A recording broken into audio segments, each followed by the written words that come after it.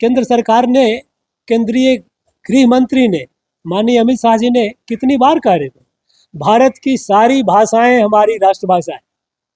हम सारी भाषाओं को हम इज्जत करते हैं, बराबर इज्जत करते हैं। और उन्होंने, प्रधानमंत्री मोदी जी ने तो यहाँ तक कर दिया कि नई शिक्षा नीति के तहत हर राज्य में उसकी पढ़ाई, शिक्षा, प्राथमिक शिक्षा कम से कम उन्हीं भाषाओं में हो। तमिलनाडु में भी केंद्र सरकार का ये जोर रहा है कि वहाँ पर मेडिकल, इंजीनियरिंग की शिक्षाएं भी आप तमिल में करें। तमिल एक प्राचीन भाषा है, भारत की प्राचीन भाषा है, गौरवशाली भाषा है। हमें इस पर गर्व है, हमें भारत की सारी भाषाओं पर गर्व है। ये जो भाषा के नाम पर एक नई तरह की एक भाषा राष्ट्रवाद करके खड़ा करना, आपस में कटुता करना, यह भारत के चरित्र में नहीं है, भारत के संस्कार में नहीं।